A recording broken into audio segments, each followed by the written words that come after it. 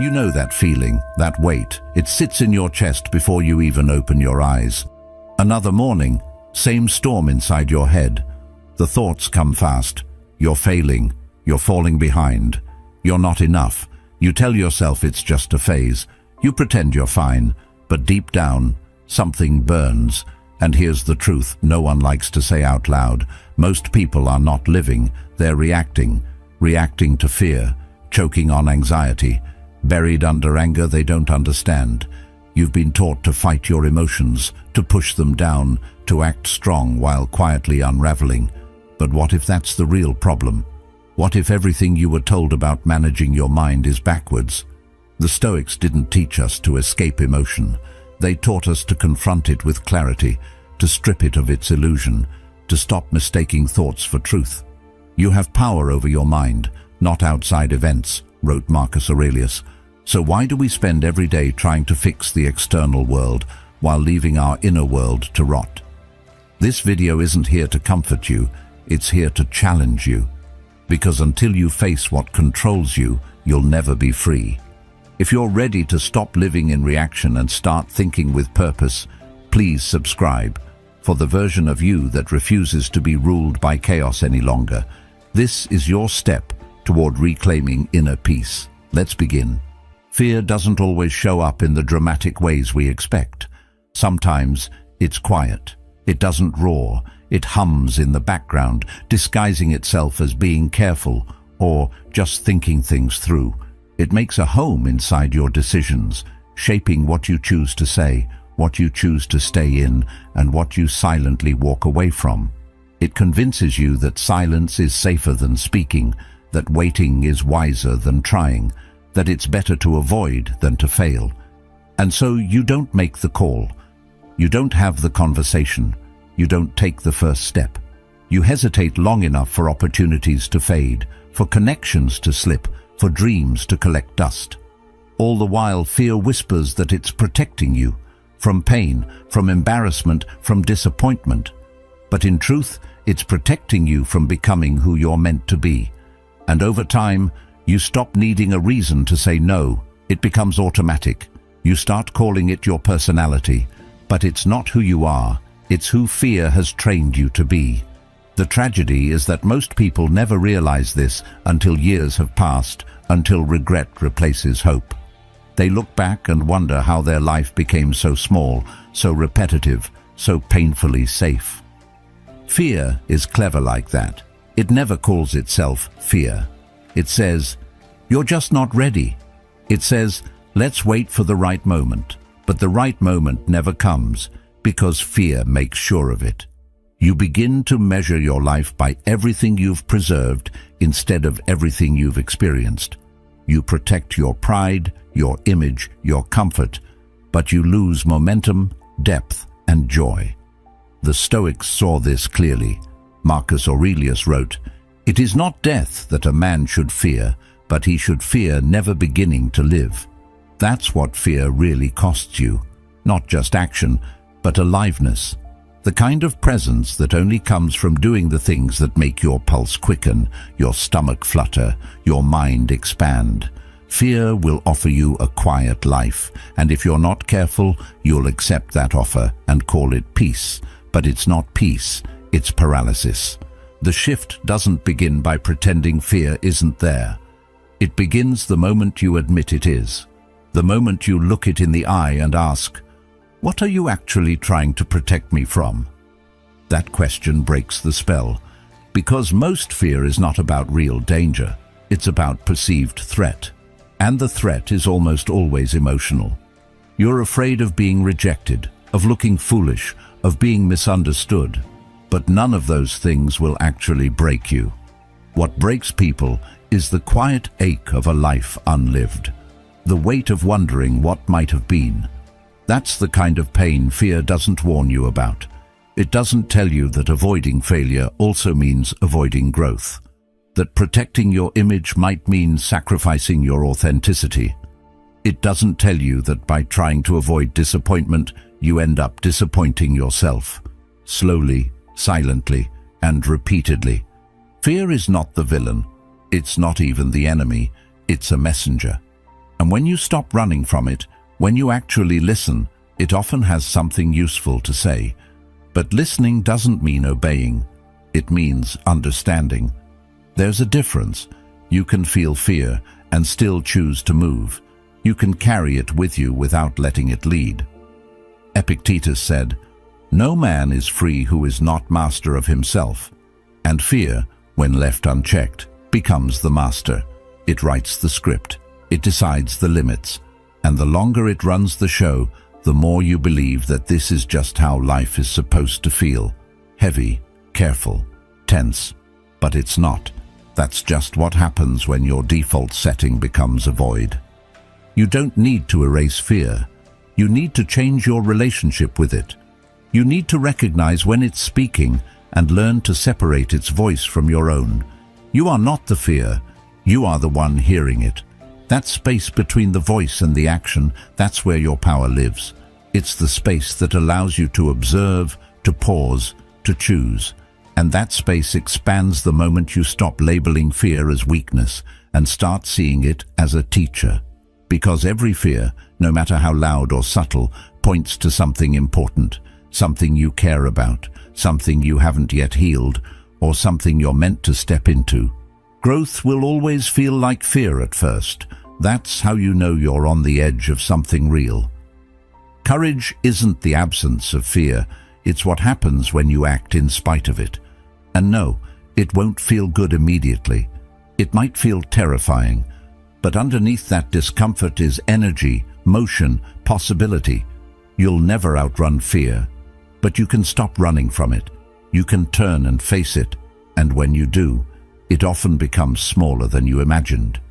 Less powerful, less permanent. And more often than not, you'll realize the thing you were afraid of was never actually real. It was a projection, a story, a shadow cast on a wall. Carl Jung once said, "What you resist not only persists, but will grow in size." That's what fear does when you deny it. But when you stop resisting, when you meet it with presence and ask what it's trying to teach, you reclaim your strength. You stop living under its rule. You begin to feel something you haven't felt in a long time. Movement. And from that movement, momentum. That's how freedom starts. Not with a massive leap, but with a quiet moment of honesty. The kind where you say, "I'm afraid, but I'm moving anyway." Because your life is too valuable to be dictated by shadows, and the only way to live fully is to stop letting fear choose for you. We've been conditioned to believe there are only two ways to deal with anger: explode or suppress. Say something you'll regret, or say nothing and regret it anyway. But both of these options keep you trapped, because they both come from the same place: disconnection. Disconnection from the message inside the anger, because that's what anger really is, a message. It doesn't come from weakness. It comes from something in you saying, "That's not okay." It's the voice of a boundary being crossed, a value being violated. But if you never slow down long enough to hear what it's trying to say, it turns into something else entirely. It becomes resentment, bitterness, passive aggression, and eventually exhaustion. You can only carry that tension for so long before it begins to break down your body and mind. Most people walk around with silent anger. Anger they don't even realize they're carrying. The kind that started years ago but never found its way out. It hides in the way you overreact to small things, in the way you distrust people without knowing why, in the way your chest tightens when you think about a certain person or a certain memory. And because we're never taught to examine it, we normalize it. We call it personality. We say, "I just have a short fuse," or "That's just how I am." But it's not who you are. It's what you haven't released. Or even more importantly, what you haven't understood. Seneca once wrote, "Anger, if not restrained, is frequently more hurtful to us than the injury that provokes it." And that's the tragedy. The damage anger causes when it goes unchecked is usually worse than what caused the anger in the first place. Not because anger is bad, but because it's powerful. And anything powerful that isn't understood becomes dangerous. You don't need to fear your anger. You need to get curious about it. You need to ask, what part of me is hurt? What expectation was violated? What fear is hiding underneath this fire? Because anger at its core is pain that hasn't found a voice. It's vulnerability that's armored itself for survival. But armor doesn't just protect, it isolates. And when you live armored, you can't connect, not even to yourself. So what does it look like to deal with anger differently? It looks like pausing. Not because you're weak, but because you're strong enough to hold the fire without throwing it. It looks like letting the feeling rise without letting it rule. It means not sending that message, not raising your voice, not reacting until you've asked the deeper questions. And sometimes it means sitting in the discomfort until the story becomes clear. Anger always has a story, and when you hear it fully, it often turns into something else. Clarity, sadness, grief, even compassion. That doesn't mean you excuse what happened. It means you stop letting it live rent-free in your body. There's a kind of quiet power in the person who feels deeply but responds wisely. The kind of person who can walk away instead of explode, who can express truth without cruelty, who can hold tension without passing it on to others. That's not weakness. That's mastery. And it's built moment by moment, breath by breath, in the pause between trigger and reaction. That pause is everything. It's the space where choice is born, the space where you stop being a slave to emotion and start becoming a leader of it. Carl Jung once said, "Everything that irritates us about others can lead us to an understanding of ourselves." And that's the invitation anger gives us, not just to blame, but to see, to look inward, to uncover the part of us that still hurts, that still longs, that still remembers. The more honest you are about that part, the less power anger has to control you, and the more power you have to respond with depth, not just impulse. You won't always get it right. Sometimes the fire will still win, but each time you pause instead of explode, each time you question instead of assume, each time you choose understanding over reaction, you build something rare, emotional discipline, and with it, a different kind of freedom, the kind that doesn't require the world to behave in order for you to be at peace, the kind that allows you to feel the flame without being consumed by it. Anxiety is quiet but persuasive. It doesn't scream, it whispers just loud enough to make you doubt yourself. It pretends to help, offering you a sense of control. It wraps itself in logic and caution and responsibility. It says things like, just think it through one more time, or prepare for the worst, just in case. And it sounds like you. That's what makes it so powerful. It doesn't feel like a foreign voice. It feels like reason. But underneath that steady voice is a current of fear. Fear of uncertainty, fear of loss, fear of judgment, fear of falling apart. Anxiety convinces you that by obsessing over every possibility, you're staying ahead. But really, you're running in circles, exhausting yourself, rehearsing pain that doesn't exist. It starts small, a forgotten task, a strange look from someone, an upcoming deadline.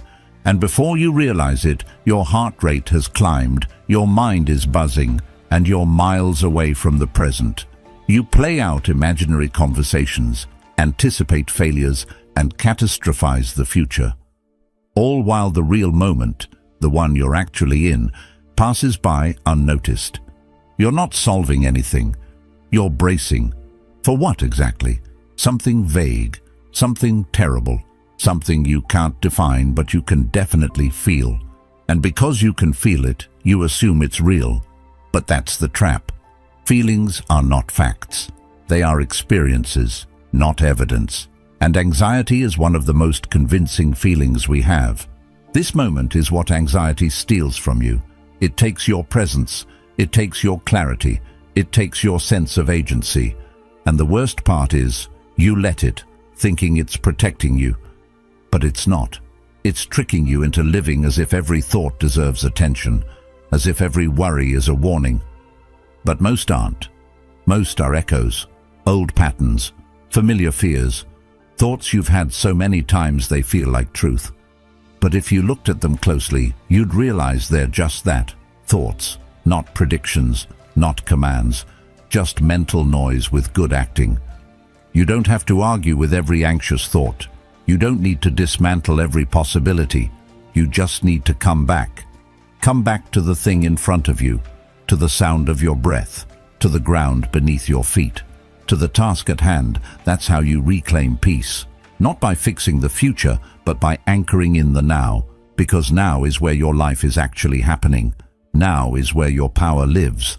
And the more often you return to it, the more you weaken anxiety's grip. Anxiety wants you to believe that the more you think, the more you're prepared. But the truth is, the more you think, the more you delay living. The mind is a beautiful servant, but a dangerous master. And when you let anxiety lead, it doesn't guide you forward. It traps you in a loop. You end up reliving the same fears in 1,000 variations, none of which bring clarity or peace. Peace doesn't come from having all the answers. It comes from learning to live without needing all the answers, from learning to trust that you can handle whatever comes, when it comes. That trust isn't built in your head. It's built through experience, through walking into the unknown and realizing it didn't destroy you, through facing discomfort and surviving it, through living through things you once feared and realizing you're still standing. Aristotle said, "Courage is the first of human qualities because it is the quality which guarantees the others." And courage in the face of anxiety isn't the absence of fear. It's the decision to act anyway. It's showing up for your life even when your mind tells you to stay hidden. You don't owe your anxiety every moment of your day. You don't have to answer every what if. You don't have to fix every possible outcome. Sometimes you just have to breathe, to be here, to let the thought pass, and it will pass if you stop feeding it your attention. The more you anchor in the present, the quieter anxiety becomes, not because it disappears, but because you're no longer giving it the final say. And that's all it ever needed to lose its power, your permission. So take it back, return to now, and let the rest unfold in its time. You are not your emotions. This simple truth can change everything, but it's not something we learn easily. We've all been there, caught in the wave of shame, the rush of fear, the heat of anger. Each feeling seems so intense, so all-consuming, that it's easy to believe they define us. The shame after a mistake. It makes you feel like you've failed at being a good person. The fear before taking a chance. It whispers that danger is lurking, that you're on the brink of disaster. The anger? It tells you that someone has wronged you, that you need to fight back. And suddenly, these emotions don't just pass through us, they become us. We start to believe that if we feel angry, then we are angry. If we feel anxious, we are anxious. We think the feeling is a command, not a signal. But emotions are not facts, they are indicators. They point to something deeper, something that's happening inside of you. But when we treat them as truths rather than messengers, we allow them to control our actions, shape our choices, and determine our worth. We live in a world that constantly tells us to be happy, to feel good, to get rid of negative emotions. But what if the goal isn't to avoid emotions? What if the goal is to learn how to live with them without letting them define us? What if feeling sadness, anxiety, or anger is not a weakness, but a signal that we're alive, that we care, that we're human? These emotions are natural. We don't need to suppress them, but we do need to understand them. If you've ever been caught in a storm of emotion, you're not weak, you're human. You are experiencing the full range of what it means to be alive. And that's not a failure, it's an invitation to grow. This doesn't mean you'll never feel sad, anxious, or angry again. It means you'll feel those things, but they won't control you. You'll learn to let them come and go, like weather patterns in the sky. They'll still be there, but they'll no longer be the force that drives your decisions. You are the one who gets to decide how to respond. That's where freedom lies, not in a life without negative emotions, but in a life where those emotions don't control your thoughts, actions, and identity. It's easy to get lost in your emotions. It's easy to think that what you feel is who you are. But the truth is, you are so much more than that. Your emotions are a part of you, but they don't define you. They don't get to tell you what to do or who to be. You are the one who gets to decide that. And once you realize that, you stop being a victim of your emotions. You stop reacting and you start responding with clarity and intention. And that's when your life begins to change. Not because the emotions go away, but because you choose to rise above them. You're not broken because you feel anger, fear, or shame. You're human, and that's a gift. But the real power comes when you understand that those emotions are signals, not commands. When you realize that you are the sky, not the storm, you reclaim your life, you reclaim your peace, and you reclaim your power to choose how to live in the face of adversity. And that is where true strength begins. So much of our suffering comes from one illusion, the belief that if we try hard enough, we can control everything. We try to control the people around us, their reactions, their opinions. We try to control our own thoughts, pushing them down or forcing them to be what we think they should be. And we try to control the future, imagining every possible outcome so we can be prepared for what might happen next. But here's the hard truth. You can't control any of it. No matter how much effort you pour into it, there will always be things beyond your grasp. The weather, the traffic, the rude comment from a stranger. It's not yours to control. We spend so much of our energy trying to hold on to things that don't belong to us. And in doing so, we exhaust ourselves. But the Stoics, those ancient philosophers who faced wars, plagues, and the collapse of empires, they understood something crucial. Control is an illusion. And once you realize that, you can stop wasting energy on things you can't change, and instead pour that energy where it truly matters, into the things you can control. The Stoics didn't seek control, they sought clarity. They understood that the only thing in life truly within their control was their own responses, their thoughts and their actions.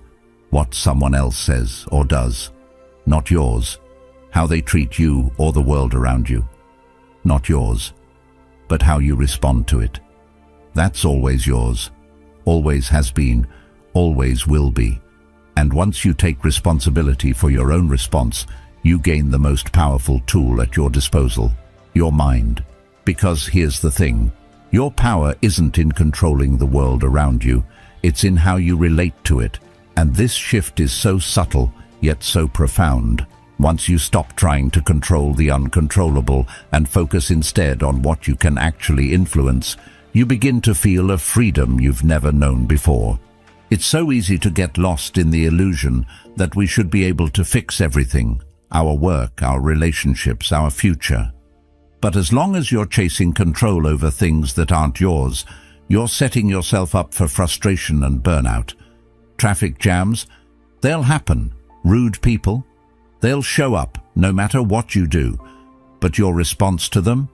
That's the one area where you have total control. That's where your power lies. The choice is yours. You can react, letting the world push you around, or you can choose how to respond, even when everything around you feels out of control. You're not powerless. You've just been spending your power in the wrong direction. The way you respond to the world around you is where you hold your real strength. And if you continue to give that power away, to let the outside world dictate your emotions, then you'll remain trapped in a cycle of stress and frustration. But if you reclaim that power, if you turn it inward and focus on what you can control, your thoughts, your actions, your reactions, you'll begin to live differently. You'll stop being the victim of circumstances and start becoming the creator of your experience. The more you practice this, the more you begin to realize that the external world doesn't have to dictate your inner peace. You can walk through the storm and remain calm. You can face the chaos and stay grounded. When you stop trying to control everything, when you let go of the need to manage the unmanageable, you open up space for peace, for clarity, for wisdom. The key here is to stop resisting what you can't control and start focusing on what you can. And what you can control is how you choose to react. That's where your power is. That's the shift from being the victim of life's circumstances to being the architect of your own experience. When you realize this, everything changes. You stop getting caught up in the little things, the traffic, the rude comments, the inconveniences of daily life. Instead, you see them as opportunities to practice the art of response. You stop waiting for the world to give you permission to feel at peace. You stop thinking that the perfect situation, the perfect moment, will arrive, and only then will you be able to relax. The truth is, there is no perfect moment. There is only now, and in this moment, you have the power to choose. When you focus on what you can control, your mind, your actions, your reactions, you start living life on your own terms. You stop letting external events dictate your happiness, and instead, you create your own peace. It's not about ignoring the difficulties, but about recognizing that you have the ability to rise above them. So, stop wasting your energy on trying to control everything. Turn your focus inward. That's where your power lies. It's always been there. Now it's time to claim it. Mastery of the mind doesn't happen overnight. It's a gradual process, built from the smallest moments, the tiniest decisions, and the subtle shifts you make in how you respond to life. We often think that to change we need a grand, sweeping transformation, but real change happens when you begin with the smallest steps, when you stop reacting on autopilot and start engaging with your mind in a conscious, deliberate way. The truth is, you don't have to fix everything today. You don't have to solve all your problems at once. You don't even have to change your entire mindset in a single breath. What you need is to make a choice to pause instead of react, a choice to take a breath before you speak, a choice to observe your emotions rather than let them dictate your actions. Each small choice, each mindful moment builds upon the next. It's not about perfection, it's about progress. And that progress begins with a decision to stop fighting your emotions and start seeing them for what they are. Fear will show up. It always does. It doesn't need permission, and it doesn't announce its arrival. It just slips in, quietly, insidiously. But when it does, you don't need to run from it. You don't need to try and outrun the feeling. Instead, listen to it. Let it speak. Ask yourself, why am I afraid? What is this fear really about? You may not have control over the fear itself, but you always have control over how you meet it. And when you choose to stop fleeing, you begin to dismantle its power. You don't need to act on every fear. Sometimes the act of acknowledging it is enough. The same goes for anger. Anger, when unexamined, can lead us to react in ways we regret. It flares up, pushing us to speak or act without thinking. But what if, instead of exploding, we simply paused? What if, before we let the anger control our words or actions, we stopped, breathed, and reflected? This shift, this simple pause, is where real transformation happens. Anger, like fear, is a signal. It's a message from within that something needs attention. But it's not an instruction to act rashly. Anger can be useful if you choose to channel it into understanding instead of explosion. Carl Jung once said, "Until you make the unconscious conscious, it will direct your life and you will call it fate." This is the key to breaking free from the autopilot of your thoughts and emotions. When you let your reactions run the show, you are living unconsciously. You're letting fear, anger, and anxiety drive your decisions without even realizing it. But when you make the decision to pause, to observe, to choose your response, you take back control. This is the point where you stop calling your life fate. This is the moment you reclaim your mind. The power is not in controlling every thought or emotion. It's in recognizing them as they arise and making a conscious choice about how to respond. This is where true mastery begins, not in eradicating negative emotions, but in learning how to sit with them, understand them, and choose your actions from a place of clarity. not impulse. You don't need to stop feeling fear, anger, or anxiety. You need to stop letting them dictate your life. You need to understand that emotions are not commands, they are signals. And when you learn to observe those signals without reacting immediately, you give yourself the space to make a better choice. The more you practice this, the more natural it becomes. It's like building a muscle.